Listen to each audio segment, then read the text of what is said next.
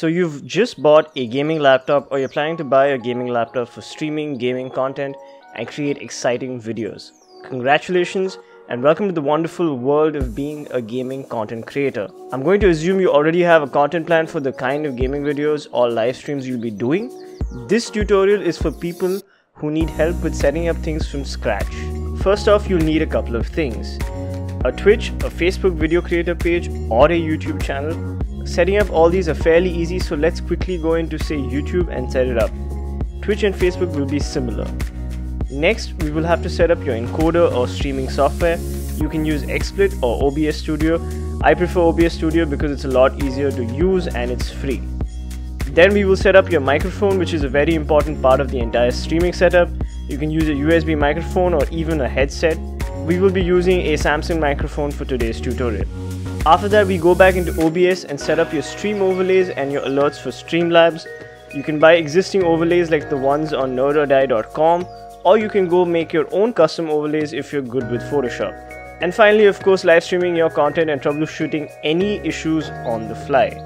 Alright, so I've got my HP Omen 15 DC0085TX over here, and I'm going to set it up for Apex Legends live streams.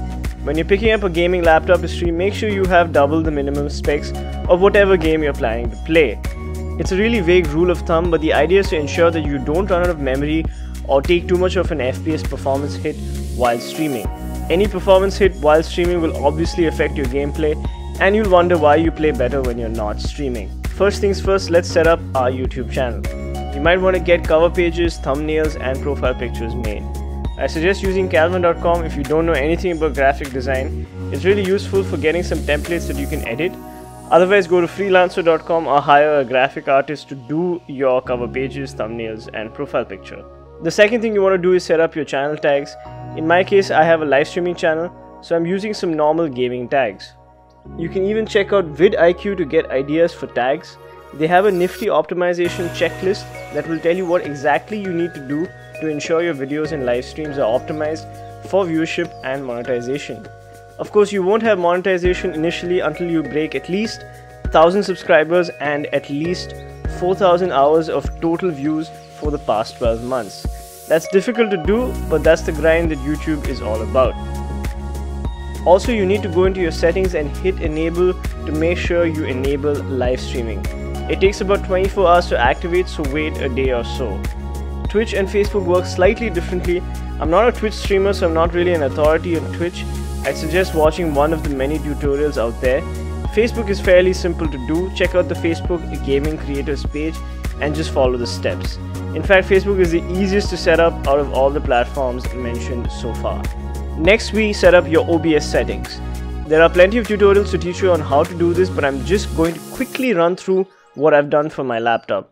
The first thing you do is go to the settings on the bottom right hand corner, and it should open up the general tab. Over here you can change the language and the theme and a bunch of other stuff that I generally leave untouched. In the stream tab, you need to enter your stream key, and under service you can choose Twitch, Facebook, Mixer, and even Restream.io. If you're planning to stream to multiple platforms, Restream.io is your best bet. Otherwise, you can set up Nginx and use a custom setting under the service menu. Alright, next thing you want to do is go to the output tab. Over here, I've kept the output mode as simple, and honestly, everything works fine out of the box. If you're streaming to YouTube at 1080p 60 FPS, it is recommended to have a bitrate between 6000 and 9000. I went with something in the middle, but for a long time I used to use 9000. Experiment with this to see what quality you prefer and what your internet can sustain. If you have an NVIDIA graphics card, use NVENC as the encoder, otherwise use the AMD hardware encoder. If the AMD hardware encoder isn't there, then you either haven't installed your drivers properly, or you maybe just have to install a plugin. I think OBS Studio 23.0.2 supports AMD encoding out of the box, correct me if I'm wrong. Your recording path is where your files get saved. I've kept my recording quality as same as my stream and in MP4 because it's easier to import to Premiere Pro. If you're editing videos, choose your file format. Under video settings, you have to choose your output. Try to output whatever is your native gaming resolution. So if it's 720p, output 720p. My HP Omen 15 has a 1080p display, so I stream at 1080p, but I've reduced the FPS to 30 just to ensure I don't take too much of a performance hit. Now it's time to set up the scenes on your OBS Studio. If you go to nerdordie.com, you can download a stream package that you can use to configure your stream alerts and overlays. Go to the Streamlabs website and sign into your account. While the website looks a little complicated, you can quickly set up events lists, donation goals, and alert boxes. For each widget, you will get a URL that you can set up in your OBS scene. Add a new scene and add a browser source, paste the URL, and you're done. Once you've set up your OBS Studio to look fancy and nice, all you need to do is set up your microphone and camera. The camera is of course optional, and you can always add the inbuilt camera from your laptop.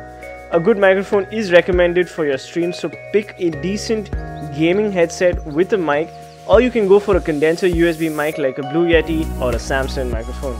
Make sure you adjust your microphone gain appropriately so that you don't hear too much background noise, and after that all you need to do is adjust the sound levels of the game with respect to the microphone.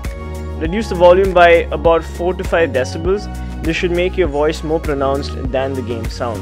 If you have any problems while live streaming, check your settings and see if you've configured something wrong. High-end games will struggle on a low-end system. Sometimes it's just better to stream at a lower resolution and graphical setting, just so that you don't lag while you're streaming. I've always found exiting OBS Studio and restarting it has also helped with most of my issues. Sometimes restarting the laptop does the trick as well. I hope this quick tutorial was useful and helpful, and you can now use your gaming laptop to stream. The advantage of live streaming from a gaming laptop is the fact that it is portable. You can take everything you want in a bag and set up shop anywhere with a decent internet connection.